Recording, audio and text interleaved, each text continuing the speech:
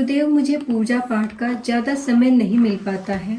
ऐसे में मैं कौन सा स्तोत्र अपने जीवन में शामिल करूं कि मुझे संतुष्टि और ईश्वर की कृपा प्राप्त हो और मेरे जीवन से कठिनाइयों का अंत हो। राम यादव, पटना से। आप समय स्तोत्रम करें, समय स्तोत्रम। ऐसा कोई स्तोत्र तो हमने कहीं पढ़ा नहीं, ना सुना है, ना कभी देखा है।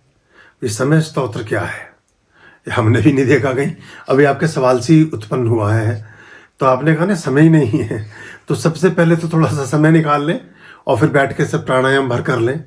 ये आती जाती सांसों की माला पे सिमरू में तेरा नाम, तो बस जब जो वही तो ध्यान की बहुत सारी विधियां हैं, तो पहले थोड़ा सा समय की तरफ देख लें। समय तो निकालो, फिर ही तो करोगे पाठ भी। जब समय ही नहीं है तो पाठ भी क्या करोगे। सब लोगों के पास उतना ही समय है, उतना ही बिल गेट्स के पास है, उतना ही नरेंद्र मोदी जी के पास है, उतना ही एक सड़क पे बैठे हुए ताश खेलने वाले के पास है, और उतना ही हर व्यक्ति के पास वही 24 घंटे हैं। सबकी घड़ियां एक ही जैसी हैं, लेकिन सबका समय अलग अलग है। घड़ियां सबकी एक जैसी हैं, पर समय सबका अलग अलग है, और जैसा आपका समय है वैसे ही आप होते हैं। तो ये भी आप ध्यान में रखें। तो आप अपने आप को जैसा एक चीज और, चलो आपके इस प्रश्न से कभी कभी बहुत सहज बातें बड़े गूढ़ विषयों की तरफ इंगित कर देती हैं केंद्र को, चेतना के। बहुत लंबे समय तक जिस तरह की वैचारिक पृष्ठभूमि में आपके मन का संधान होने लगता है, और साधारण करता हूं, जैसे विचारों की आवृत्ति में आपकी दिनचर्या का भाग अधिकाधिक व्यतीत होता है, आप वैसे ही बनने लगते हैं। यदि आपकी दिनचर्या का अधिकांश भाग सृजनात्मकता और सकारात्मकता में लगा है, तो आप सृजनात्मक और सकारात्मक हो जाएंगे। यदि आपकी दिनचर्या का एक बड़ा हिस्सा विध्वंसक और नकारात्मक और नेगेटिव और परनिंदा और लोभ मोह माया मत्सर क्रोध वासनाएं, इन सब के इर्द गिर्द गूंज रहा है, घूम रहा है, तो आपके जीवन में यही प्रतिफलित होने लगेंगी। अगर आपके जीवन में सदाशयता, प्रेम, हार्दिकता, धार्मिकता, प्रेम, सहयोग, मित्रता, इस तरह के भावों का समावेश अधिकांश है, तो आपका जीवन वैसा ही प्रतिफलित होने लगेगा। हम कुछ भी नहीं हैं, हम अंततः अपने कृत्य से ही निर्मित होते हैं। जो हम करते हैं वही हम हो जाते हैं, और जो हम हो जाते हैं वही हम करते हैं।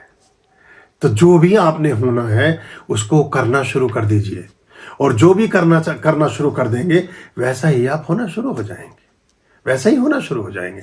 ऐसी अवस्थाएं आती हैं कि भक्तों की भक्ति के मार्ग में और भक्तों के जीवन में, कि वो परमात्मा को इतना ओढ़ लेते हैं, इतना बिछा लेते हैं, इतना खा लेते हैं, इतना पी लेते हैं, इतना जी लेते हैं, कि अंततः परमात्मा में और उनमें भेद करना बहुत मुश्किल हो जाता है।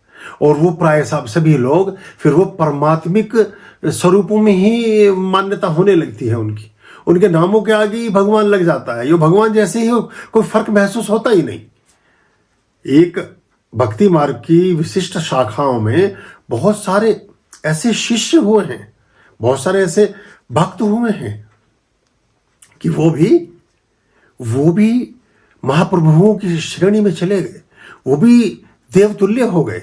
उनकी भी प्रतिमाएं और उनकी भी पुस्तकें और उनके भी स्तोत्र और उनकी भी पूजा प्रार्थनाएं होने लगी। चाहे आदि शंकर हो, चाहे रामकृष्ण परमहंस, बहुत बड़ी लंबी श्रृंखला है।